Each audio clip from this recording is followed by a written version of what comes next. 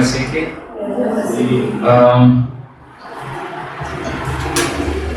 उम्मीद करता हूँ आप लोग अच्छे हैं, अगर बेस्ट नहीं भी हैं, बट परमेश्वर ने संभाला है सबको एंड परमेश्वर हमें चला रहा है ना।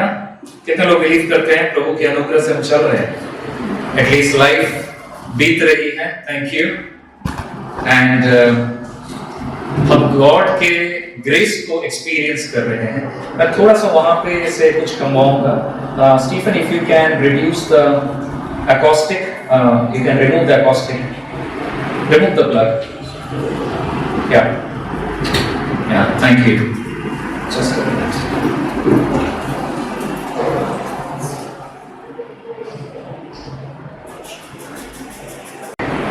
Is it clear? अभी echo नहीं हो रहा है। Alright, I think हम लोग एक वचन को पढ़ लेते हैं, उसके बाद हम लोग आगे बढ़ेंगे। So, आज का शीर्षक है Leaving it all behind। कुछ चीजों को पीछे छोड़ते हुए आगे की ओर बढ़ने के बारे में है, लेकिन किस तरफ बढ़ना है और किन चीजों को छोड़ना है, किस सोच को छोड़ना है, किस प्रकार के माइंडसेट को छोड़ते हुए आगे की ओर बढ़ना है, किस प्रकार के माइंडसेट को लेते हुए आगे की ओर बढ़ना है। और मैं चाहता हूं कि हम सबोपदेशक Ecclesiastes chapter 2 verses 18 to 26 को पढ़ लेंगे। आपके सामने स्क्रीन है, आप जरूर इसको एक साथ मिलकर के पढ़ते हैं। आइए हम अगला 1-2 मिनट लेते हैं इसको पढ़ने के लिए। Let's start. एक साथ हम जोर से पढ़ें। I came to hate all of my love working with heart, for I must leave to others everything I know and look at the successors with my place, but the foolish share I want and should be everything. I've gained like a stiff, like a shoulders for the soldiers within abundance. So I believe that in this way to appreciate the value of all and love. Something but wisely, by knowledge is given, was like a figure, first to establish it, was not a work from it. As to his speeches, it was great tragedy. So that eventually people get in this life was all their instrument of possession. The labor to get off data filled it.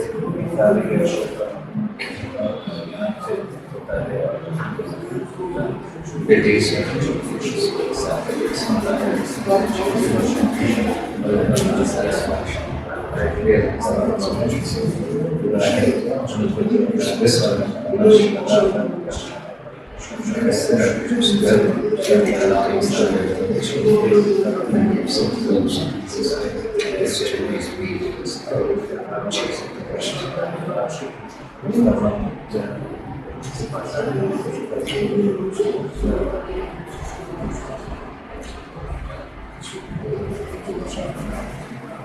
Let's pray. प्रभु, हम धन्यवाद करते हैं आपके वचन के लिए। Lord, हम विश्वास करते हैं कि ये वचन आपका है। ये तब भी आपका था, आज भी आपका वचन है। उस जमाने के लोगों के लिए था, ये आज आपकी कलीसिया के लिए है पिता। ये मेरे लिए है, ये हमारे लिए है। पवित्र आत्मा आप स्वयं हमें सिखाएं, हमें सीखने का मन दे। हर प्रकार की भटकाने वाली बातें हमारे जहन से, हमारे बीच से दूर करे। अपने इख्तियार में हर बातों को ले पिता। और प्रभु, आपकी महिमा इस मैसेज के सिखाए जाने और सीखने के द्वारा होने पाए। यीशु के नाम से प्रार्थना मांगते हैं, आमीन। ऑलराइट, मैं लास्ट टाइम बताया था कि इक्लेसियास्टेस मतलब हिंदी में क्या है? सबोपदेशक। ये थोड़ा सा ट्रिकी किताब है, बहुत आसान नहीं है इसके बातों को समझना और यहां से इवन प्रचार करना, दोनों टफ है। लेकिन पवित्र आत्मा मदद करता है हमें कई बातों को सीखने में। और खास करके मैं बताना चाहूंगा कि इसका जो लेखक है सुलेमान है और बहुत ही फिलोसॉफिकल है। आपने पढ़ते पढ़ते भी समझा होगा कि समझ में तो आ रहा है लेकिन समझ में नहीं आ रहा है। ऐसा फील हुआ है आपको कि मैं पढ़ तो रहा हूं लेकिन सब कुछ नहीं समझ में आ रहा, कुछ कुछ समझ में आ रहा है, नेक्स्ट चीज का पहले चीज से क्या नाता है नहीं समझ में आ रहा है। तो ऐसा है बिकॉज इसकी लिखने की प्रणाली थोड़ी सी वैसी है। The writing style is little different and Solomon, जिसको कहा जाता है कि the wisest man who ever lived on planet Earth, परमेश्वर ने उसको प्रज्ञा दी थी एंड रिसोर्स दिया था, and very wise person, God का विजडम उसके साथ था। आज परमेश्वर का वचन हमें भी बोलता है जिनको ज्ञान चाहिए वो क्या करे, प्रभु से मांगे, वो क्या देता है, बिना भेदभाव किए वो ज्ञान देता है। सोलोमन को प्रभु ने दिया। नाउ सोलोमन अपने जिंदगी के एक ऐसे पड़ाव में से गया जहां पर उसने हर चीज जाती जाती पाई, जाती देखी, तो जिंदगी का हर एक पहलू उसको मालूम है। एंड अपने एज के एक टाइम में आकर के वो ज्ञान की बातें करता है और बताता है क्या चीजें बेकार है, क्या चीजें अर्थहीन है और क्या चीजें सबसे ज्यादा महत्वपूर्ण है, ताकि जो हम हैं हमें क्या मिलने पाए, सुलेमान की जिंदगी से हमें एक मिसाल मिलने पाए।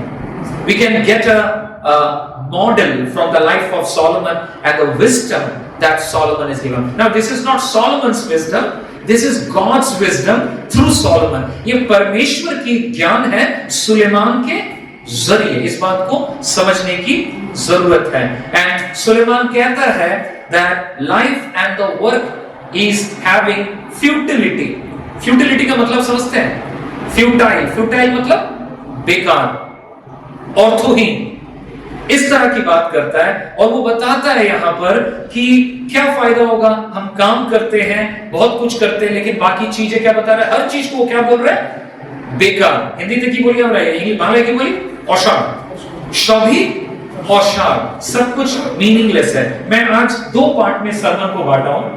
नंबर 1 आपने जो पढ़ा 18 से 26, क्या बता रहा है, बेकार है, औशार, मीनिंगलेस, एवरीथिंग इज मीनिंगलेस। वो बता रहा है लाइक चेजिंग द विंड, हवा को पकड़ने के जैसा है। इसका मतलब कुछ चीजें हैं जो कैसी है, हवा को पकड़ सकता है कोई, नहीं पकड़ सकता है। हवा को पकड़ने की कोशिश करना क्या है, बेकार है। Very good. हवा को पकड़ने की कोशिश क्या है, बेकार है, कोई पकड़ नहीं सकता है। एंड सुलेमान बता रहा है जिंदगी की कई सारी चीजें हैं जो किसकी तरह है, एयर को पकड़ने के जैसा। सो वो चीजें कैसी है, बेकार है। तो दो पार्ट है सरमन का, क्या बेकार है एंड क्या अच्छा है। फर्स्ट पार्ट हम किस पे जा रहे हैं, व्हाट इज मीनिंगलेस। सोलोमन आप क्या बोलना चाहते हैं, क्या बेकार है। हम तो बहुत सारी चीजें कर रहे हैं हमारे लाइफ में, हम तो बहुत सारी चीजें जानते हैं हमारी लाइफ में, हम तो बहुत चीजों से घिरे हुए हैं हमारे लाइफ में, एंड हमें पक्का नहीं मालूम क्या साकार है क्या बेकार है। हम सुलेमान के वर्ड से और परमेश्वर के विजडम से इन बातों को समझने की कोशिश करेंगे। और मैं बताना चाहूंगा सोलोमन जो बातें बताता है वो ऑब्जर्व कर रहा है एक एज ग्रुप को, जवान से लेकर के बुजुर्ग तक इस कैटेगरी में आ जाते हैं। और मैं जो बातें यहां से बताऊंगा आप पकड़ पाएंगे कि आपको लगेगा हाँ ये मेरे लिए है, और कभी आपको लगेगा नहीं नहीं ये मेरे लिए नहीं, बुजुर्गों के लिए है। लेकिन आपको याद पड़ेगा कि सबके लिए इसमें वो बातें हैं जिससे आपको पता चलेगा क्या बेकार है। Number 1, Solomon observes that it is meaningless that we work all our lives under the sun and we leave it all behind. Suleman बोल रहे हैं सूरज के नीचे हम काम करते हैं, मेहनत करते हैं, उसके बाद क्या होता है, ये सब बेकार हो जाता है। क्यों बेकार हो जाता है, क्योंकि बहुत सारी कारण हैं। People sludge through their job, लोग अपनी नौकरियां बदलते हैं, एक के बाद एक जॉब बदलते हैं, एक के बाद एक इंटरव्यूज देते हैं, क्या करने के लिए, लाइफ को अच्छा बनाने के लिए। क्यों, क्योंकि जॉब मेरे लाइफ को अच्छा बनाएगा, थोड़ा 1000 ज्यादा मिल जाएगा तो लाइफ अच्छी बन जाएगी। ये 5000 देता है, वो अगर 10 दे देगा अच्छा बन जाएगा। ये 1 लाख देता है, मुझको तो 1,20,000 का पैकेज चाहिए, वो मिल जाएगा, लाइफ अच्छा हो जाएगा। People change jobs, people go to new jobs, people go to new cities, all fine. Solomon is saying what? We try to save money. लोग पैसा बचाना चाहते हैं, सेविंग करना चाहते हैं, इन्वेस्टमेंट करना चाहते हैं, अलग अलग स्कीम में पैसा डालते हैं, लेकिन क्या होता है, एक टाइम आता है suddenly they die or somebody dies in the family and the whole money goes. सारा पैसा निकल जाता है। ये सोलोमन की बातें हैं। यीशु मसीह ने क्या बोला था, सुनिए यहाँ पर जीसस एक कहानी बताता है। ये कहानी किसकी कहानी है, एक ऐसे इंसान की कहानी है जो बहुत परिश्रम करके अपने गोला घर में, अपने बाण में बहुत फसल डाल देता है और बहुत सारे साइलोस बनाता है, फसल ठूस ठूस के भरा हुआ है और अपने आराम केदारा में ऐसे करके डाल के बात करता है इजी चेयर में, वाह मैंने बहुत कुछ कर लिया, बड़ा कमा लिया और अब मैं बाकी की जिंदगी बहुत ही आराम से जीऊंगा, सिक्योरिटी के साथ जीऊंगा। एंड यीशु मसीह वहां पर उसको बताता है, अरे पागल, आज रात अगर तेरा प्राण चला जाए तो क्या करेगा इन चीजों को? Okay, I have seen couple of friends, मैंने अपने कुछ दोस्तों के सर्कल में, कुछ रिश्तेदारों के सर्कल में और कुछ पहचान के लोगों के सर्कल में देखा कि एक पिता है, एक पति है, एक माँ है जो बहुत परिश्रम करती है, बहुत मेहनत करता है और करते करते करते करते इतना कुछ करने के बाद, सारा चीज करने के बाद 55 या 58 की लाइफ आते आते एक कठिन बीमारी हो गई, अल्जाइमर की बीमारी हो गई, कैंसर की बीमारी हो गई, कुछ भी हो गया। अचानक क्या हुआ? सारा पैसा ट्रीटमेंट में घुस गया या फिर फैमिली दिवालिया बन गया अगर इंश्योरेंस नहीं है तो, एंड आदमी मर जाता है। मैं बता रहा हूं सॉलोमन क्या बोल रहा है मालूम है? बेकार है, मीनिंगलेस। बड़ा बुरा लग रहा है ना सुनने में, बड़ा डिस्करेजिंग। सुलेमान की किताब उपदेशक अगर आप समुपदेश पर पढ़ेंगे आपको डिस्करेजमेंट लग सकता है, लेकिन सुलेमान दूसरे सिक्के का पहलू भी खोलेगा जहां पर वो बताना चाहता है कि हमारा होप और हमारा सारा कंसंट्रेशन जब इन चीजों में रह जाता है क्या हो जाता है? सब बेकार की तरफ जाता है। This is what Solomon is reflecting. You and I work hard, हम परिश्रम करते हैं, जमाते हैं, ट्रेजर बनाते हैं, and then what happens? Suleman बोलता है मुझे पसंद नहीं है। क्या नहीं पसंद है? Solomon says the person who gets the stuff will not appreciate. बाप अपनी जागीर अपने बच्चे को देकर के जाता है, बच्चा उसको अप्रिशिएट नहीं करता, उड़ा देता है। क्यों? क्योंकि उसने नहीं कमाया, पिता ने बड़ी मेहनत की। हम उस जनरेशन के बारे में बात कर रहे हैं। यहां पर अगर कोई दादू भी रहेगा ना, वो समझ पाएगा कि अरे मैंने जमीन बनाया, प्रॉपर्टी बनाया, अगले प्रजन्म ने क्या किया? प्रमोटर को जमीन दे दिया, भैया पैसा कमाना है हमको, उसको अलग वे में यूज किया। एंड आई थिंक वो बंदा अगर जीवित रहता तो बोलता नहीं तूने क्यों कर दिया ऐसा। कहने का मतलब है सुलेमान बता रहा है पीढ़ी दर पीढ़ी लोग बहुत कुछ करते हैं, बहुत कुछ जमाते हैं, बहुत कुछ सोचते हैं, लेकिन क्या होता है? नेक्स्ट जनरेशन उसको वैसे मेंटेन शायद नहीं करता है और अपना ही धुन में वो जाते हैं। क्या हो जाता है? प्रॉपर्टी बिक जाता है। कई लोग होते हैं जो मैं अपने रिलेटिव्स में एक जन को जानता हूं जिन्होंने अपने बाप की प्रॉपर्टी 3 करोड़ ना 4 करोड़ मिला, उसको आज बैठ के खा रहा है, कुछ काम नहीं करता है। You see, they squander it. They don't invest it. They squander it. They don't multiply it. And Solomon says it's all a meaningless. क्या बता रहा है? बेकार है। मेरे साथ बोलिए, बेकार है। और शार्ट। एंड ये बोलते बोलते सुलेमान आगे बढ़ता है और वो बताता है एक जन के बारे में जो कि है किसके बारे में? Strong empire. किसके बारे में है ये? इजराइल का राजा सुलेमान, है ना? सुलेमान की मौत होती है। मैं जल्दी जल्दी बता रहा हूं। Solomon dies, right? सुलेमान सबसे बुद्धिमान व्यक्ति, सबसे पैसे वाला व्यक्ति, ही डाइज। एंड उसका बेटा कौन था? रेहोबम। ओके, रेहोबम उसका बेटा था और उसके बेटे को क्या मिली? बाप की जागीर मिली। He got the property of the father and the throne of the father. पिता के जगह को उसको मिला और उसके बाद क्या हुआ? Northern part of Israel, Israel के उत्तर भाग में 10 जातियां थी। इजराइल के उत्तर भाग में 10 जातियां थी। एंड रेहोबम केम एंड उसने बोला, उसके पास लोग आए, प्रजा आई, सीपे सलार आया, मंत्री आया और उन्होंने बोला, सर जी प्रजा बोल रही है टैक्स कमा दीजिए, बड़ा बर्डन हो रहा है। उनको टैक्स देना पड़ता था, आपको मालूम है? आप टैक्स देते? Very good. वो लोग टैक्स देते थे और राजा टैक्स अदाई करता था। एंड इन्होंने बोला कि आपके बाप के जमाने में हमने बड़ी मेहनत करी और देखिए आज कितना धन है, कितना संपत्ति है, आप हमारे टैक्स को थोड़ा कम कर दीजिए। सुलेमान को अच्छा लगा बात, क्योंकि उसके मंत्री ने उसको परामर्श दिया। बाद में जब सुलेमान अपने दोस्तों के पास जाता है, किसके पास? दोस्तों के पास। उसने अपनी मंत्री की बात ना सुनी, अपने परामर्शदाता की बात ना सुनी, अपने गाइड और मेंटर्स की बात ना सुनी, वो गया अपने दोस्तों के साथ और दोस्तों के साथ पार्टी मनाते हुए दोस्तों ने क्या बोला? अरे पागल क्यों कर रहा है ऐसा?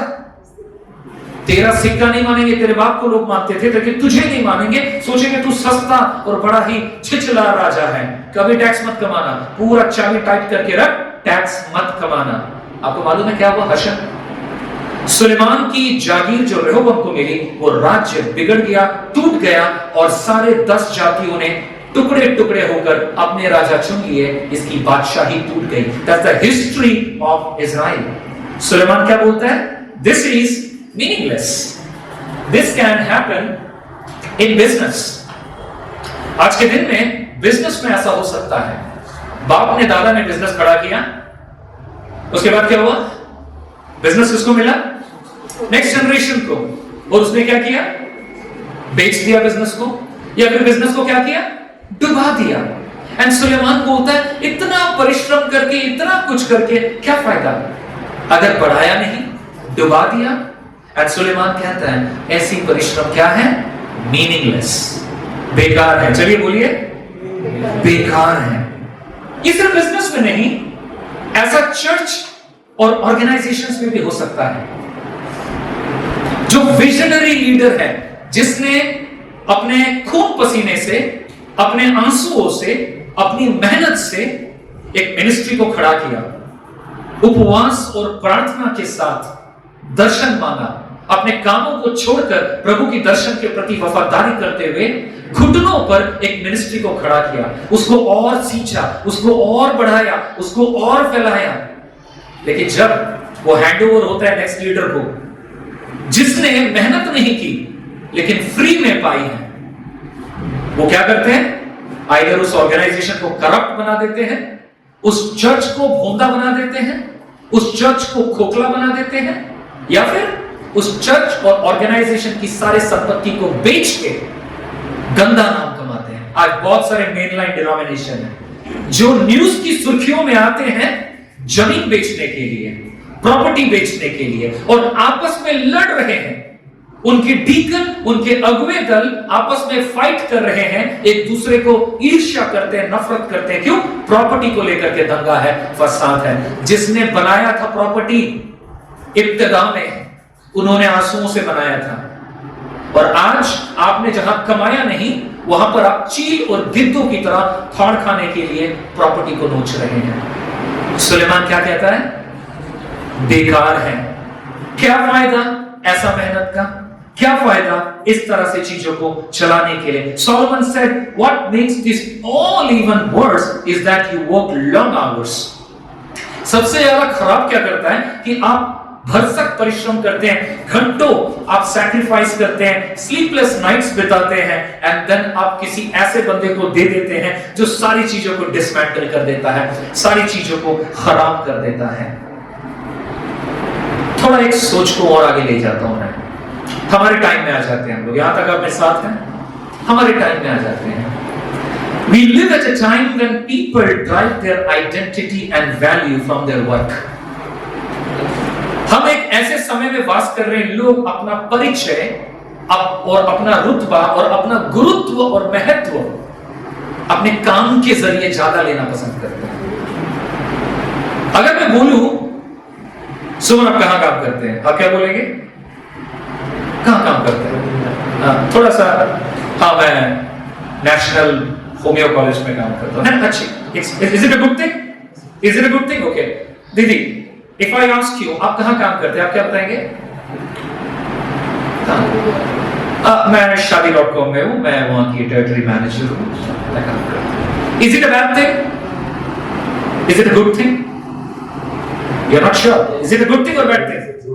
Good thing. God has given you a job. Praise God. Wonderful. Awesome. काम किसने दिया? परमेश्वर ने दिया। लेकिन मैं आपको बताना चाहूंगा, काम आपका रिस्पॉन्सिबिलिटी है, वो आपका परिचय नहीं है। परिचय वो है जो परमेश्वर आपको देता है। गांठ बांध लीजिए, मैं फिर बता रहा हूं। बड़े बड़े कंपनीज में जैसे जैसे उन्नति होती जाती है, इंसान अपने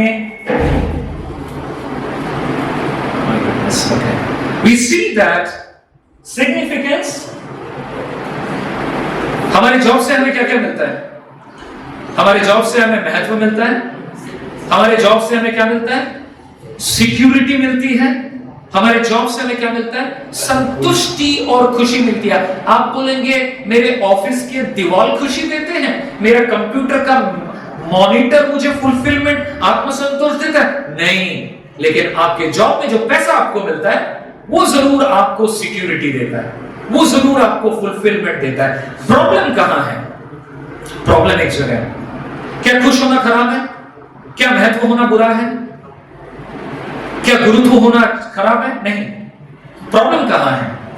अनफॉर्चुनेटली हम ऐसे टाइम में वास करते हैं, पैंडेमिक गवाह है इस बात का, बड़े से बड़े कॉर्पोरेशन भी जब उनकी मति गति हुई, आधे से ज्यादा स्टाफ को डाउनसाइज, सडनली जॉब चले गए लोगों की, सडनली सैलरी चले गई लोगों की। वो ये छोटे छोटे कंपनीज में नहीं हुआ है, मेक नो मिस्टेक, बड़े बड़े कंपनियों ने किया है। आज के डेट में ट्विटर ने क्या किया? एलोन मस्क सैक सबको उड़ाया काम से, correct? They have taken them out of the job.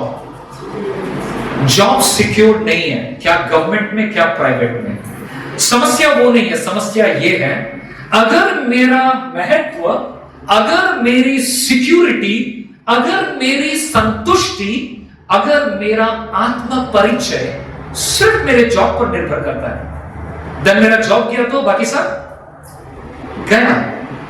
Hello, job गया तो सबके सब गया। पर क्या ये सच है? क्या गॉड ने आपको परिचय इसलिए दिया ताकि आपके जॉब के साथ आपका परिचय भी चला जाए, आपका महत्व भी चला जाए, आपकी खुशी भी चले जाए? नो, देन आपको परमेश्वर की जरूरत नहीं है, देन आपको परमेश्वर की जरूरत नहीं है। आप सिर्फ एक सर्विस प्रोवाइडर की तलाश में है। जब तक सर्विस मिल रहा है, good good good good good. जब सर्विस नहीं मिल रहा है, पता नहीं कौन है, कैसा है। परमेश्वर ने हमें इस तरह नहीं बुलाया है। उन्होंने अपना नाम दिया है, अपना बेटा कहा है, बेटी कहा है, और बहुत सारी बातें कही हैं। यहां तक मेरे साथ हैं? थोड़ा और आगे आपको लेकर के जाता हूं। इंटेलेक्चुअल सर्मन है, थोड़ा सा दिमाग लगाना पड़ेगा आपको। This is a pattern and a culture. हमारा एक पैटर्न है, कल्चर है। हमारी सभ्यता में एक पैटर्न पाई जाती है, पता है क्या है वो? हमारा सभ्यता क्या है? Love and hate for individualism. प्यार और नफरत व्यक्तिवाद के विरुद्ध और फॉर में। व्यक्तिवाद मतलब मैं थोड़ा इसको सिंपल कर दे रहा हूं। कितने लोगों ने ये शब्द सुना है? आत्मकेंद्रिक, आत्मकेंद्रिक, आत्मकेंद्रिक, है ना? मी, मैं, इंडिविजुअल, इंडिविजुअलिज्म। आज हमारे समाज में इंडिविजुअलिज्म बहुत ज्यादा बढ़ चुका है, correct? You know what? Basically, what is happening? We have a love and hate for individuals. क्या है? We have a love and hate for individualism. अगर हम सवाल करें, लोग बोलेंगे, I hate individualism. हमें स्वार्थी नहीं बनना है. We hate it. This is very bad. हमें लोगों के प्रति स्वार्थी नहीं बनना है. हमें सबका सद्भाव देखना है, सबका परोपकार करना है. So what are we saying? We are hating individualism. But deep down inside, खुद के लिए we love individualism. हम इंडिविजुअलिज्म पसंद करते हैं। Why? Because you know we say we hate individualism because individualism is selfishness and we should not be selfish. हमें selfish नहीं बनना है, but we still keep it in our heart that we want to be individualistic. हम क्यों व्यक्तिवाद हैं, स्वार्थी हैं? क्योंकि why? Because individualism, व्यक्तिवाद या आत्म केंद्रित होना मुझे चांस देता है कि मैं जैसा हूं मैं वैसा ही रहूंगा, मैं जैसा हूं मैं वैसा ही करना चाहूंगा, मुझे कोई कुछ नहीं बोल सकता, मैं अपने मर्जी का मालिक हूं, मैं अपना कमाता हूं, अपना खाता हूं, nobody should say anything, मुझे अपना स्पेस दीजिए।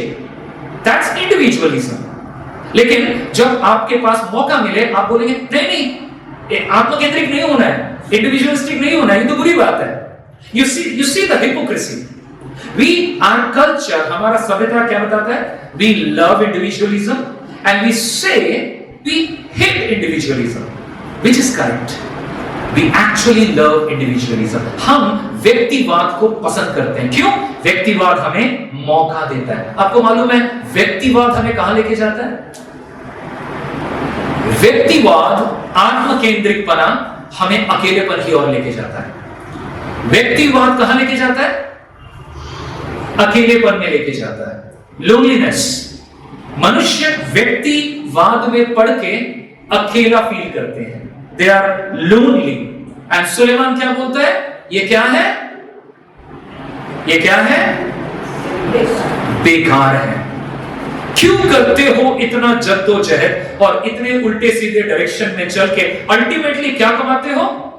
अकेलापन। अल्टीमेटली क्या कमाया? लोनलीनेस।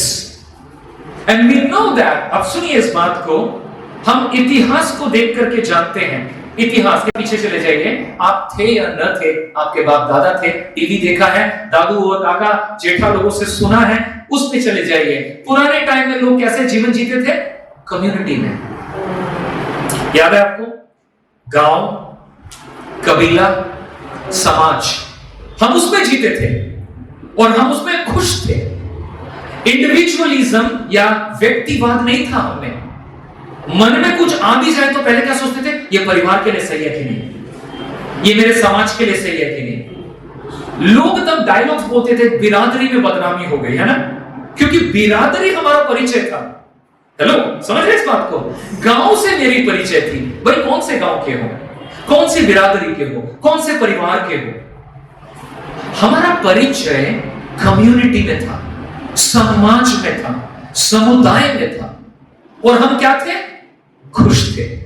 आप थे या ना थे, बट लोग खुश थे। व्यक्तिवाद, इंडिविजुअलिज्म नहीं था। क्यों? सब बांटते थे।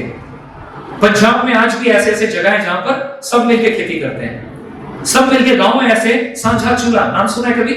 यहाँ के रेस्टोरेंट के बारे में बात नहीं कर रहा हूं मैं। साझा चूल्हा का मतलब पता है क्या है? सबका चूल्हा एक है, साझा है।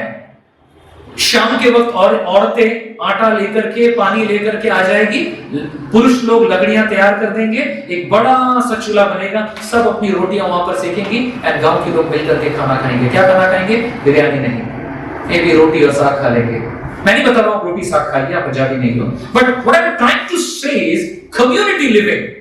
कम्युनिटी लिविंग, इंडिविजुअलिज्म, स्वार्थीपना, व्यक्तिवाद, एकाकीपना नहीं था। प्रॉब्लम क्या हो गया?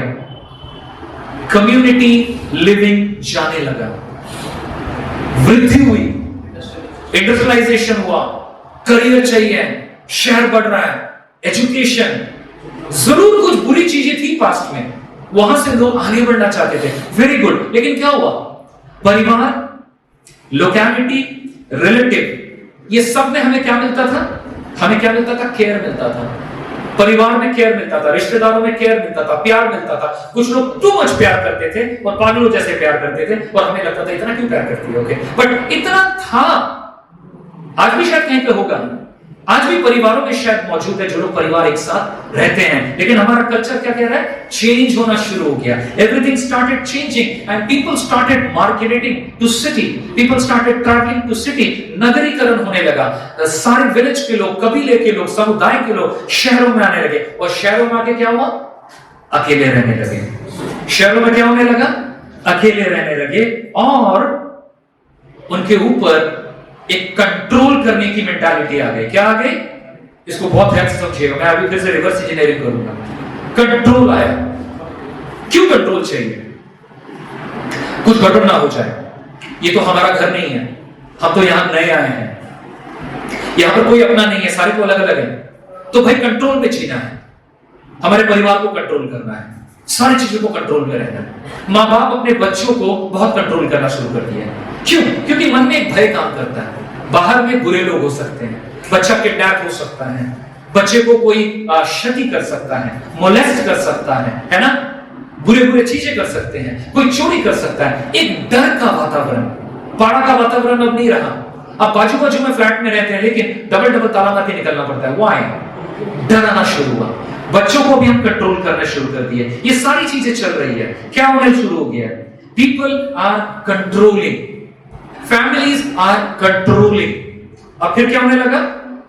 Companies are also controlling. हमारे कंपनीज, हमारे बिजनेस हमें कंट्रोल करते हैं। कंट्रोल करके रखो, पूरा निचोड़ के निकालो, वरना कहीं और भी मुंह मारेगा ये। पैसा दे दो, ये करो, बहुत सारी चीजें हैं। कंट्रोल आने लगा, कंट्रोल आने लगा, लेकिन हम कंट्रोल पसंद नहीं करते। उसके बाद कौन कंट्रोल करना शुरू किया? कई जगह पे चर्च कंट्रोल करना शुरू कर दिया। करेक्ट? कुछ करे, मेनलाइन डिनोमिनेशंस रहे, कंट्रोल, नियम बनाओ, ऐसा करके नियम बनाओ, ये चर्च में टिका रहेगा। अगर ये नहीं करेगा, ये फैसिलिटी नहीं मिलेगा, वो फैसिलिटी नहीं मिलेगा। लोगों ने क्या कर दी? बगावत। लोगों ने क्या कर दी? बगावत। नहीं जाना है चर्च में हमको, नहीं जाना है चर्च में हमको। क्या चाहिए हमको? मैं तो पढ़ा लिखा हूं, मैं तो नौकरी करता हूं, हमको चर्च नहीं चाहिए। चर्च की परिभाषा बदल गई। The value of church changed. Why? Because church started controlling. कलीसिया ने कंट्रोल करना शुरू कर दिया, वो भी अनहेल्दी वे में। ये सारी चीजें चलती रही। परिवार कंट्रोल कर रहा है, जॉब कंट्रोल कर रहा है, चर्च कंट्रोल कर रहा है, आप खुद कंट्रोल कर रहे हो। एंड चारों तरफ control and control and control. Control क्या करता है? Here this is my punch line. Control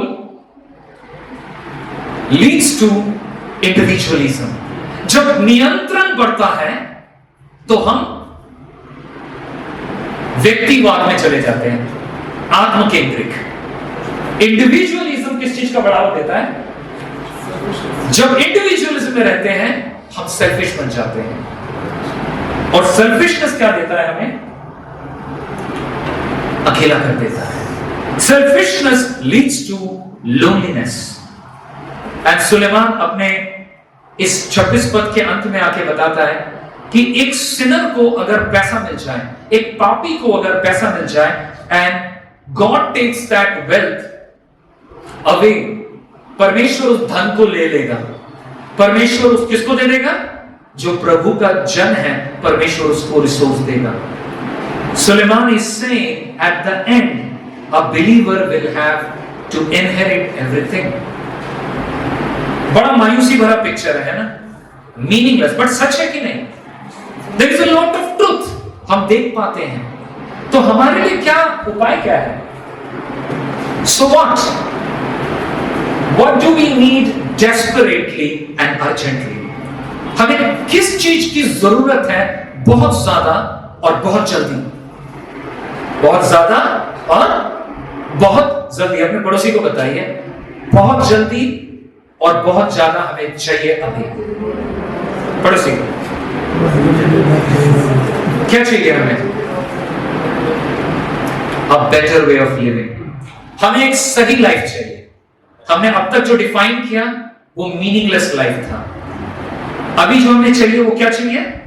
a better way of living. मैं इस स्क्रिप्चर को फिर से आपके सामने रखना चाहता हूं। आप अपने अपने बाइबल्स में देख सकते हैं क्या बताया गया इसमें।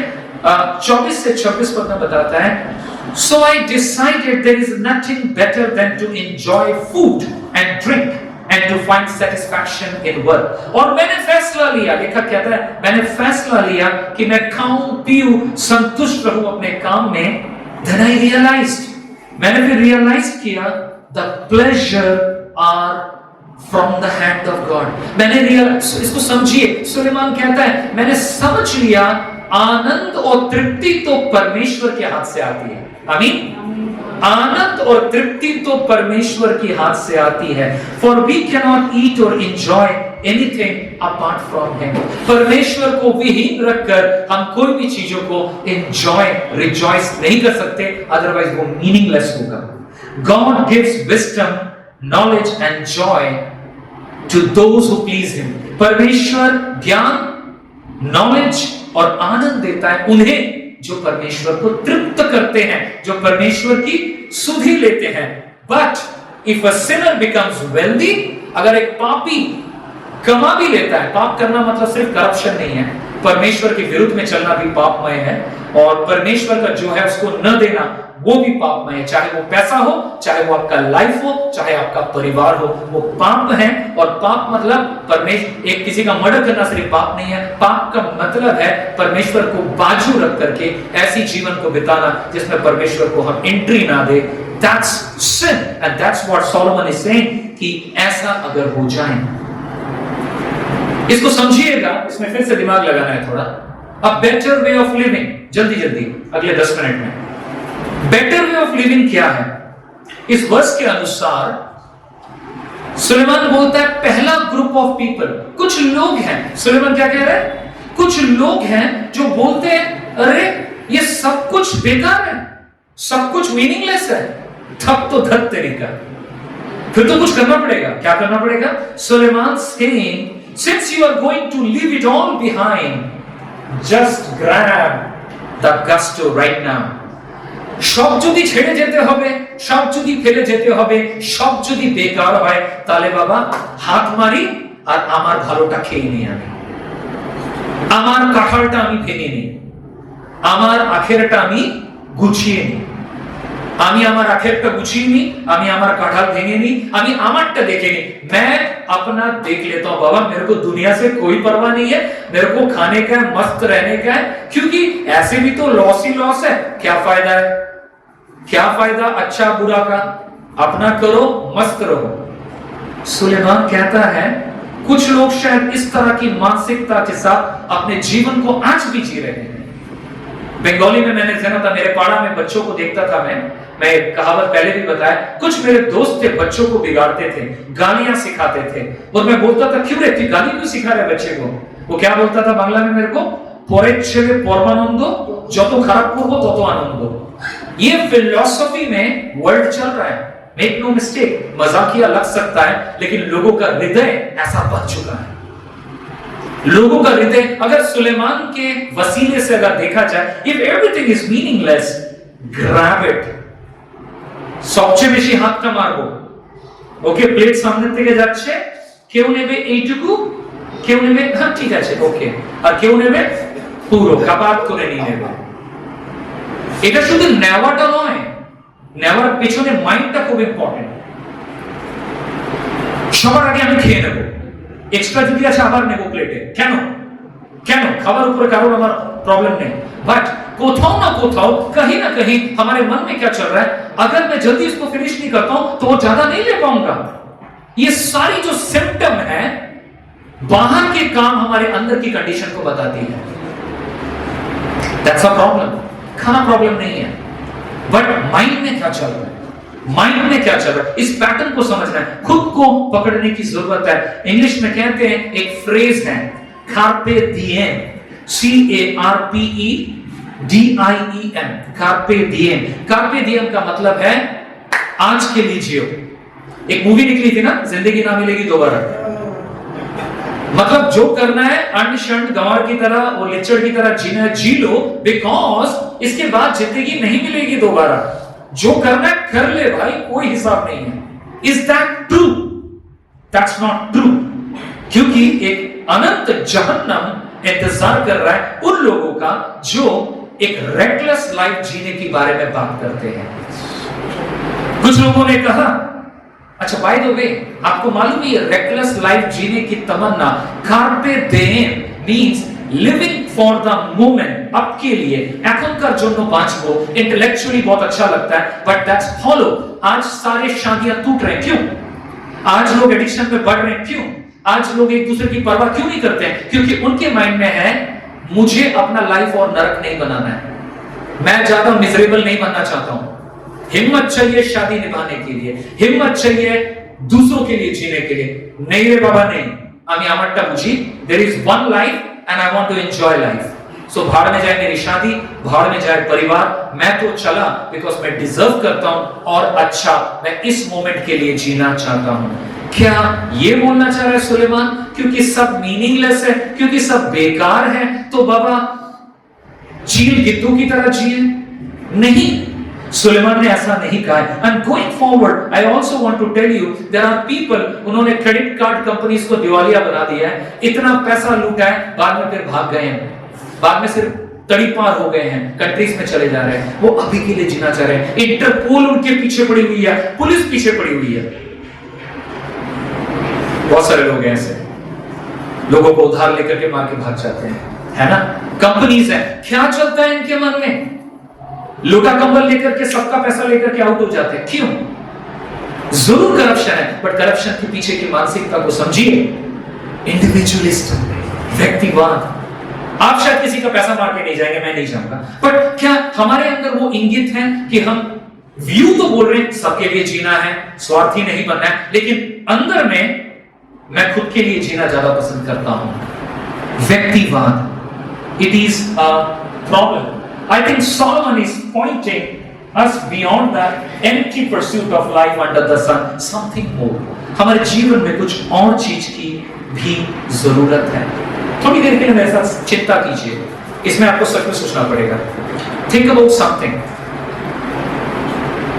The fact that we yearn and delight for beauty, personal fulfillment and sense of meaning seem to argue for something more in life. Hindi में हमारे अंदर जो चाहत है कुछ और भी चाहिए, सुंदरता, कितना अच्छा है, या फिर आहा संतुष्टि। ये जो भावना है, ये किस चीज का इंगित है मालूम है आपको?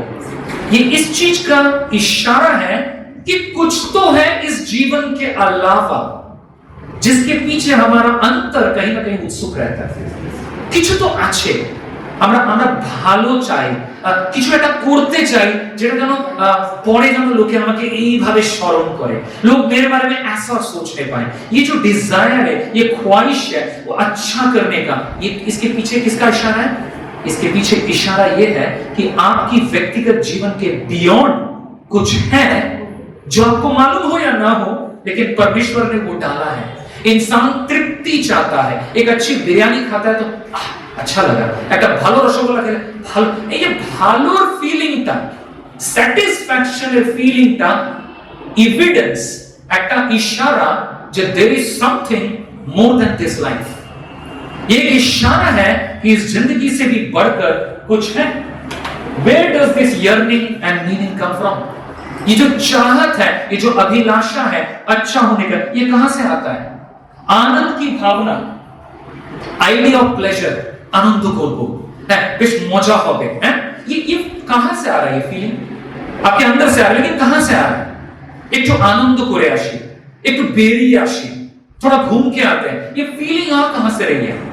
हाँ आप जाएगा देखेंगे, आप पहाड़ देखेंगे, नदी देखेंगे, नाला देखेंगे, प्रकृति देखेंगे, लेकिन उससे जो तृप्ति आपको मिलेगी वो कहां से आ रहा है? परमेश्वर ने तृप्ति नाम की चीज आपके अंदर डाली है, और वो सिर्फ इधर के लिए नहीं है, वो एक इशारा है, इट्स एन एको कि कुछ तो है इससे बढ़कर जो असली है। ये तो सिर्फ एको है। आप दूर से जा रहे हैं, बड़ी सुंदर सी म्यूजिक आ रही है, you are listening a very nice song, आप पूरा नहीं सुन पा रहे, लिरिक्स नहीं सुन पा रहे, आप उसका एको सुन पा रहे हैं। असली क्या है? एको ना, असली है वो कॉन्सर्ट जो चल रहा है। यहां जो अभिलाषा है, यहां जो ख्वाहिश है, यहां जो तृप्ति है, आज इंसान money, sex and so many चीजों में इनको ढूंढ रहा है, लेकिन वो समझ नहीं पा रहा है कि वो संतोष उसको वहां नहीं मिलेगा, वो उस परमेश्वर में मिलेगा जिसने इस ख्वाहिश को डाला है। Why do we long for something deep down inside? क्यों? किछु तो चाहिए, कुछ तो चाहिए, अंदर में भावना क्यों है? क्योंकि परमेश्वर ने इस भावना को हमारे अंदर डाला है। अक्सर मनुष्य पहचान नहीं पाता, अक्सर हम सस्ते विकल्पों को ढूंढते हैं, चीप सब्स्टिट्यूट जो परमेश्वर की ओर से नहीं है आत्मसंतोष के लिए। I think Solomon is saying enjoying food, drink, satisfaction, pleasure in our job, satisfaction, everything is good, but not away from God. हमारे लाइफ में घूमना फिरना, खाना पीना, पार्टी सब अच्छा है, परमेश्वर को दूर रखे नहीं, परमेश्वर को विहीन रखे नहीं, क्योंकि ये इच्छा किसने दी है? ये परमेश्वर ने दी है। कई सारे लोग ये बोलते हैं मैं तो नरक ही जाना पसंद करूंगा। क्यों भाई? अरे मेरे सारे दोस्त वहीं पे मिलेंगे मेरे को, मैं तो नरक जाना चाहूंगा क्योंकि मेरे सारे फ्रेंड कहां मिलेंगे? सब जन्नत में ही मिलेंगे हमको। बाय द वे, दोस्ती, रिश्ते, आनंद, भाईचारा परमेश्वर से मिलता है, नरक में नहीं मिलेगा। नरक एक ऐसा जगह है जो सबसे ज्यादा हमें अकेला करेगा। कई लोग नरक की यात्रा इस दुनिया में ही भोग रहे हैं, इंडिविजुअलिज्म की वजह से, व्यक्तिवाद की वजह से। Hell is a place of separation, separation from God, loneliness, अकेलापन, it's an absence। वहां कोई दोस्त नहीं मिलेंगे, मिलेंगे भी तो दोस्ती नहीं रहेगी। जलन, तकलीफ, परमेश्वर से विमुखता, अलहाइदापन। सोलोमन अंडरस्टूड दिस, सुलेमान इस बात को समझा और उसने कहा eating, drinking and finding satisfaction is everything is good but not ultimate. दोस्तों के साथ खाने पीने में, पार्टी मनाने में, पिकनिक मनाने में मजा आता है ना, लेकिन वो खुशी है वो यहां की है और वो स्थायी नहीं है। ये सूचक है, इंफॉर्मेशन है, आप इससे भी बड़ी चीजों के लिए बने हो। आमीन। ये जो संतोष आपको मिल रहा है अच्छा लग रहा है, इससे भी बड़े संतोष के लिए आप बनाए गए हो। वो संतोष केवल कौन दे सकता है? सिर्फ परमेश्वर। परमेश्वर का ज्ञान नहीं, परमेश्वर का नॉलेज नहीं, परमेश्वर के साथ एक घनिष्ठ रिश्ता, intimacy with God alone can do it. You cannot get it by knowing about God. सिर्फ प्रभु के बारे में जानने से, बाइबल पढ़ने से, चर्च में आने से, दान दशमान देने से नहीं मिलेगा। उसके लिए आपको एक घनिष्ठ इंटीमेसी में जाना है, अलग करना है। इस समय सबको भूलना है, सब चीज को बाजू करके परमेश्वर को फोकस करना है। It's a deep deep deep bonding. मैं याद करता हूं मेरे पुराने दिनों में भी इतना परिश्रम करना पड़ता था, कुछ नहीं था फैसिलिटीज, घंटों पैदल चलते थे, धूप में जाते थे, मिनिस्ट्री करते थे, बहुत मेहनत की। एंड परमेश्वर के साथ कभी ये नहीं बोला लॉर्ड टायर्ड हूं, टाइम नहीं दे सकता हूं आपको। We spend time with the lord, परमेश्वर के साथ वक्त बिताते थे। इसीलिए नहीं क्योंकि वो बर्डन था, क्योंकि विश्राम वही मिलता था। विश्राम कहां मिलता था? प्रभु में। सारी तसल्ली प्रभु देता था, सारा आराम प्रभु देता था, सारी चीजें परमेश्वर रेस्टोर करता था। जब एक मसीह परमेश्वर के साथ वो चिल्ला के प्रेयर करे ना करे बड़ी बात नहीं है, लेकिन अपनी खामोशी में वो अगर परमेश्वर के साथ समय बिताता है, वक्त बिताता है, आई टेल यू, वो जो संतुष्टि है ना, जो चाहत है ना, वो वहां पे परिपूर्ण होती रहेगी। जब वहां परिपूर्ण नहीं होगी, इंसान सस्ते विकल्पों में उस चाहत को खाने के लिए, पाने के लिए जद्दोजहद करेगा, बूढ़ा हो जाएगा, अकेला हो जाएगा, लेकिन प्रभु के साथ वो पल नहीं मिल पाएगा। The same is true in your job. आपकी नौकरियों में भी एक ही बात है, आप उसको एंजॉय कीजिए, not away from God, not away from God. Do not prioritize your work above God. It is God who has given you the work. It is His जेहोवा Zaira. कितने जन जानते हैं कि परमेश्वर यहोवा यीरे है? यहोवा यीरे है, जेहोवा जायरा द प्रोवाइडर। आप प्रोवाइडर को एम्ब्रेस करेंगे ना प्रोविजन को एम्ब्रेस करेंगे? प्रोवाइडर जो देने वाला है। Same is true in our family satisfaction. What will matter is the lord. प्रभु अगर बोलता है वेल डन, इसको सुनने के लिए कोशिश करिए। आपने पिछले हफ्ते क्या किया कि प्रभु बोले वेल डन बेटा, वेल डन बेटी? आपने पिछले महीने क्या किया कि परमेश्वर बोले well done my son my daughter? आप बोलेंगे मैंने मेहनत की, काम की, वेरी गुड, बट आपने किसका काम किया? प्रभु ने दिया काम, बट काम किसका है? वो परमेश्वर का काम है? शायद नहीं, क्योंकि आप परमेश्वर के लिए अगर गवाह नहीं बन रहे, प्रभु नहीं बोलेगा वेल डन। आपको मसीह होने की जरूरत नहीं है मेहनत करने के लिए। दुनिया के लोग भी मेहनत करते हैं, लेकिन आप अगर मसीह हैं और जॉब करते हैं, आपने ऐसा क्या किया कि परमेश्वर बोले well done. If God is not saying well done, हमें लोगों की शाबाशी की आदत नहीं डालनी है। हमें परमेश्वर से पूछना है आज परमेश्वर क्या वेल डन बोल रहा है मुझे? मैं अपने एक वीक को कैसे जिया हूं? Can I say that God has some reason to tell me well done? If not, we have to think about it. हमें सोचने की जरूरत है, हम कैसे जी रहे हैं, क्या कर रहे हैं, क्योंकि हम दुनिया में जी रहे हैं, दुनिया के लिए जी रहे हैं। अगर then that's a problem.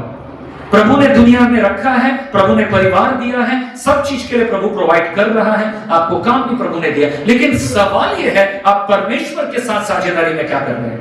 परमेश्वर आपके प्रति वफादार है, आप प्रभु के प्रति कैसे वफादार हो? अगर आप सोचते हैं कि आप दान पुण्य करके प्रभु के प्रति वफादार हो रहे हो, मैं आपको शाबाशी दूंगा, यस वेरी गुड, एटलीस्ट आप अच्छा चीज कर रहे हैं। क्योंकि परमेश्वर का वचन क्या कहता है? जहां तेरा धन है वही तेरा मन है। एटलीस्ट धन के द्वारा हम परमेश्वर में मन लगा रहे हैं। लेकिन परमेश्वर ने सिर्फ धन देने के लिए नहीं बुलाया, प्रभु ने आपको बुलाया है। प्रभु ने आपके पैसे को नहीं बुलाया है, सुनिए इसे, प्रभु ने आपको बुलाया है। मैं आपको चाहता हूं आप मुझे खुद को दे, देन इससे प्रभु को फायदा नहीं होगा। इससे किसको फायदा होगा? आप खाना खाने से किसको फायदा होता है? खाने को, आपको फायदा होता है। जब आप परमेश्वर के साथ लौलीन रहेंगे, आपको पता चलेगा सारी संतुष्टि, सारी शांति, सारी बगावत, सारा कंप्लेन, सारा चीज परमेश्वर सेटल डाउन कर रहा है और मुझे एक और तमन्ना दे रहा है। और पौलुस इस तमन्ना को क्या बोलता है कि मैं कब जाऊंगा उसकी आस लगाता हूं, क्योंकि अब वो मरने से नहीं डर रहा है, अब मौत उसके लिए डर नहीं है, अब तो बोल रहा है मर भी गया, वाह मैं तो इससे बेटर जगह पर जाऊंगा। मैं तो उस परमेश्वर की बात जो रहा हूं जिसको मैंने आज तक नहीं देखा, लेकिन मैं निष्ठा से उसके पीछे चल रहा था, अब मैं उसे आंखों में आंखें डाल के देखूंगा। क्या मनोरम वो होगा। लोग झूठ का गाना गाते हैं, नीले आसमां के पार जाएंगे मेरा यीशु रहता हुआ। ये झूठ है अगर हम इस अकॉर्डिंगली नहीं जीते हैं। मसीह जीवन अगर बोझ बन गया है, मैं बोलूंगा आप बहुत सारे बोझ लेकर के ऑलरेडी चल रहे हैं। वो बोझ अगर हम उतार देंगे परमेश्वर के पास, मसीह जीवन डिफरेंट हो जाएगा। जल्दी जल्दी conclusion, give me 5 more minutes, I am sorry for little longer. Conclusion कुछ नहीं है वहां पर। कंक्लूजन ये है, परमेश्वर ने आदम और हवा को क्रिएट किया था। कहां पर रखा था उन्हें? ईदेन की वाटिका में। ये उनके लिए सुरक्षित स्थान था, ये उनके लिए कम्युनिटी था। लेकिन क्या उनको कम्युनिटी से बाहर निकाला? पाप। और वो बेदखल हो गए, और परमेश्वर के प्रोटेक्शन परिवार से वो आउट हो गए। आज मसीह बनना मतलब पता क्या है? क्रिश्चियन बनने का मतलब है कि परमेश्वर की दावत को स्वीकार करना। प्रभु ने क्या दावत दिया है? परमेश्वर का एक ही मुहिम है, अपने बेटे बेटियों को जो ईदेन से बाहर निकल गए हैं, जो ईदेन से बाहर निकल गए हैं, दुनिया में है, उनको वापस कहां लाना है? अपने परिवार का हिस्सा बनाना है। गॉड इज, ये गॉस्पेल शेयर करने हम क्यों बोलते हैं?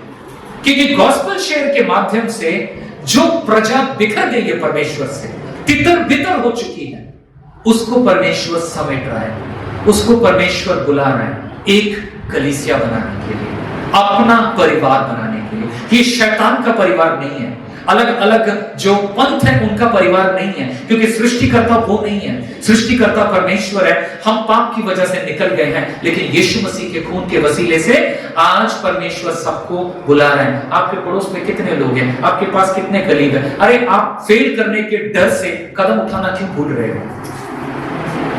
वो उनकी सुनाम के डर से, दुर्नाम के डर से क्यों कर आपका दिल धक्का नहीं मार रहा है आपको कि आप सुसमाचार तक नहीं देते हो?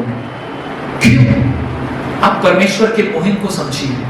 प्रभु ने बोला है मैं अपने परिवार को बना रहा हूं। क्यों? क्योंकि इस परिवार में सिक्योरिटी थी, ये कम्युनिटी था, ये साझा था। लोग यहां से निकल गए हैं, यीशु मसीह आया ताकि ये सारे वापस आए। प्रभु ने हमें क्या कम्युनिटी दिया मालूम है आपको? परमेश्वर ने यीशु मसीह को दिया। यीशु मसीह कंट्रोल करता है, कंट्रोल में चले जाता हूं फिर से। जीसस सब कंट्रोल कर रहे हैं। ट्रेडिशनल चर्च कंट्रोल कर रहा है, जॉब कंट्रोल कर रहा है, कम्युनिटी कंट्रोल कर रहा है, परिवार कंट्रोल कर रहा है। Christ is controlling? No. Jesus Christ, God, can he control? क्या वो कंट्रोल कर सकते हैं अगर चाहे तो? वो तो सब चीज को कंट्रोल कर रहे हैं।